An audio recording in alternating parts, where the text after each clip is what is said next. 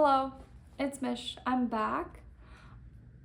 Time just keeps running away from me. Time just keeps running away from me. We are 2/3 of the way through August. And I don't know what to do with that information. However, I read 9 books in July, which is more books than I've read in a month in a very, very long time. And I want to tell you about them. All right, the first book that I read in July was Blue-Skinned Gods by S.J. Sindu. Technically, I started it on June 29th, but I finished it on July 2nd. This was a super solid book. I picked it up at a bookstore kind of randomly one day because I just was intrigued by a little blurb on the back. And I had it on my shelf for a long time, but recently I've been going through my shelves and trying to actually read all the books that I've bought over the years instead of just letting them sit. So yeah, I'm glad that I read it. I enjoyed it. The idea was compelling and interesting. I did want a little bit more than what this book gave me. I felt like the characters especially lacked a little bit of depth, but otherwise the storyline, the plot was interesting, and it also has some ties to Indian culture as well, which as I'm on this mission to diversify my reads is always interesting for me, just to read about different cultures and how they tie into contemporary literature. So yeah, I gave this book a 3.8 stars out of 5. After that, I read The Waves by Virginia Woolf. This was the first Virginia Woolf book that I've ever read. I hear that it is her most experimental in terms of narrative style, and so I don't know that this was maybe the best one to start with. However, I really, really loved it. This book is just such a work of art, and to have it in this edition too, I'm so grateful and happy to have it in such a beautiful edition, because this book, this cover is a work of art, this book is a work of art. All the sentences are so beautiful. I tapped so many things, and I truly want to read this book again and again, and I feel like I will get something new out of it with every read. Yeah, okay, I gave this book 4.3 stars out of 5. After that, I read a book called Like Water for Chocolate by Laura Esquivel, who is a Mexican author. So the book was published initially in Spanish and then was later translated into English by Carol and Thomas Christensen. I borrowed this book from the library on my e-reader, so I don't have it in physical form, but I kind of want it. I did really enjoy it. It was super cute and charming. I wouldn't say that it was the best book that I've ever read, but it was honestly really clever. It had magical realism in it, which is always fun to see how different authors take on magical realism. And there were also food recipes sprinkled throughout the book that tied into the plot as well. We also get glimpses of the Mexican culture, and like there are themes of societal expectation and familial expectation and what you do or do not owe to your family as you are becoming your own person and like growing into yourself as an individual. And all of those themes I feel like I resonate with a lot as a Chinese American growing up in today's world. So I liked that book a lot. I gave it 3.8 stars out of 5. After that, I read Big Little Lies by Liane Moriarty, who is an Australian author. Both of those books, I should say, I read as part of the Storygraph Read Around the World challenge or whatever it is called. So yeah, this book was the first book from Liane Moriarty that I have read. I know she has so many books. I liked it okay. The story was compelling enough. The plot was interesting enough. I feel like the characters were a little bit flat, and I also feel like it's a very dramatic book, but I feel like the drama of it all felt very superficial and sort of surface level to me. That being said, though, it was a solid story. I gave it a 4.05 out of 5 stars. I know that it's since been turned into a TV show as well. I haven't seen it. I haven't honestly heard much about it.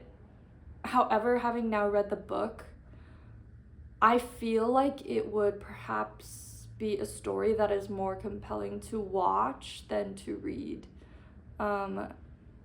Just because, again, I don't know, because I haven't seen it, but I feel like having the actors there to perhaps give the characters a little bit more depth and nuance would be helpful, I think, to the telling of the story. But I don't know, maybe I should give it a try. Let me know down below if you've watched it. Should I watch it, or should I read some of her other books? Like, what's the move? Anyways, after that, I read Pet Sematary by Stephen King, and I'm so sad.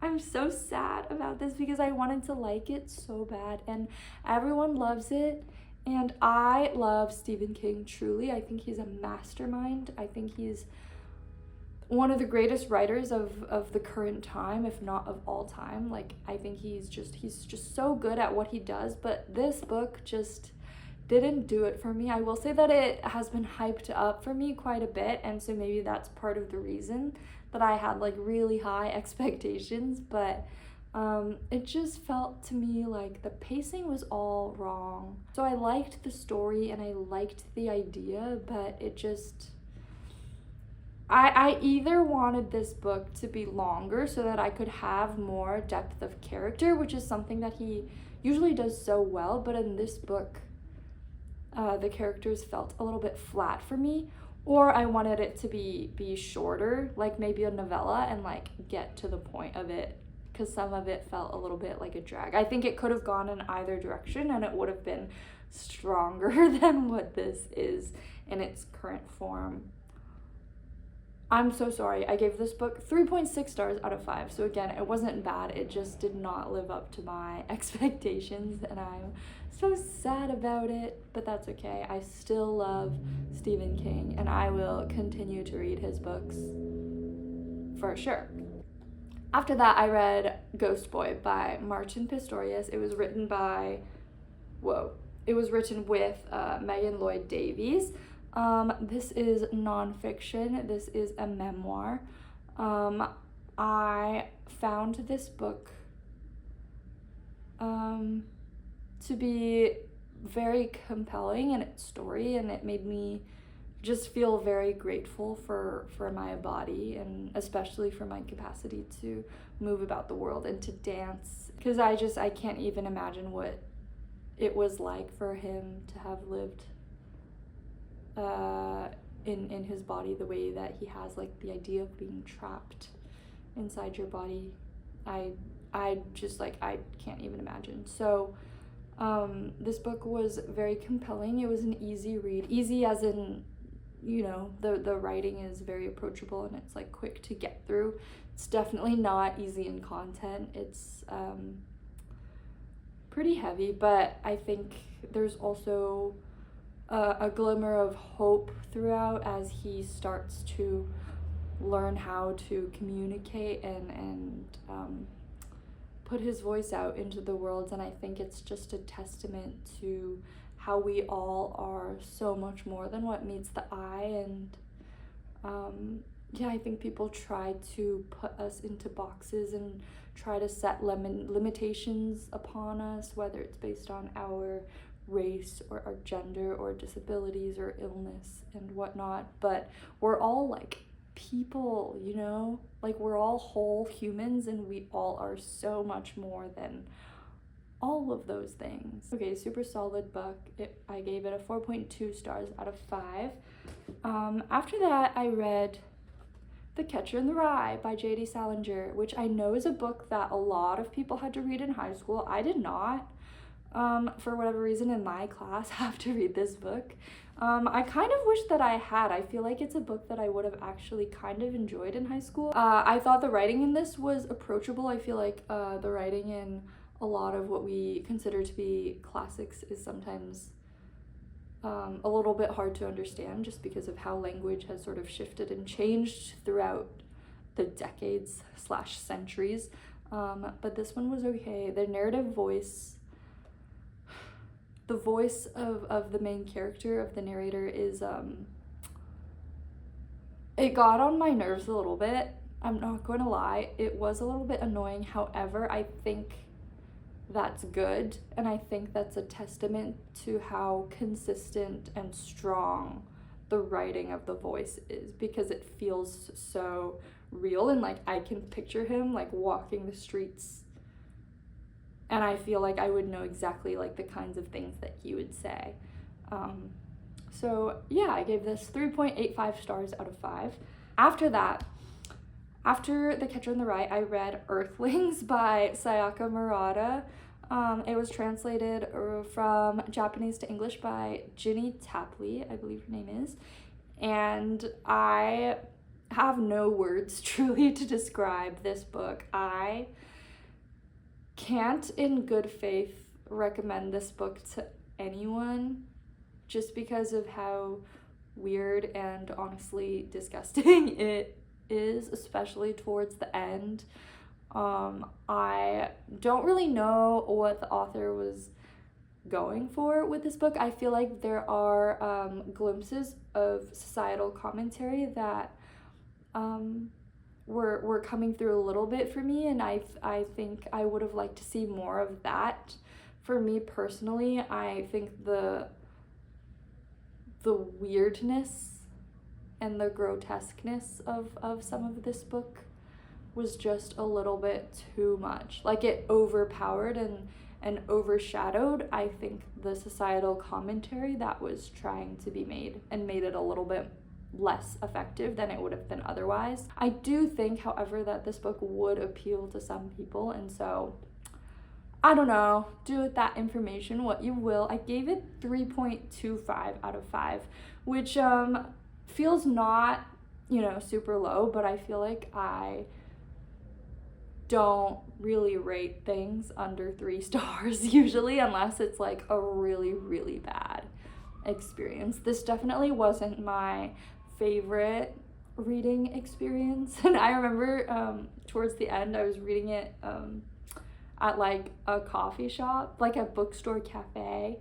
and I was sitting there reading, and I was like trying to mask my face because I was like so put off by the things that were happening. It just was so gross and was not at all where I thought the story was gonna go. And then last but not least, in July, I read The Hitchhiker's Guide to the Galaxy by Douglas Adams. I can't believe I hadn't read this book sooner, but I'm so glad that I have now. It was so clever, it was so fun, it was so quirky, and now I want to read the rest of the books in the series. I feel like I hear a lot of talk about this book, but I don't hear a lot of talk about the rest of the series, and so if you've read it, let me know if I should continue forward in this adventure. It didn't make me laugh out loud, but it did make me chuckle, and I appreciate that. It also made me think about life, and I've also been thinking about, just like, how do we figure out how to ask the right questions in order to get the answers that we're actually looking for? Or maybe the solution is that, like, there are no right questions, and we just have to, we're all just figuring it out as we go, and there are only answers and no real questions. I don't know, it feels very existential, and I really like that. So I gave this 4 stars out of 5. And that was all the books that I read in July. I am gonna try to be better about making videos because it's fun, and it also, I think, helps me remember what I read, which is important because I tend to forget really fast. But I think it's also just like fun to like chat, even if it's to nobody. I'm just like so grateful to be able to read during this time, especially. I think it's more important now than ever. And I've been discovering a lot of new books and new authors and learning more about not new cultures, but different cultures and like the history of different places and different people as well through my reading adventures, which I think is so cool and also so important. Because of reading, I truly am always learning, and I think that's so beautiful. All right, that's all. Bye.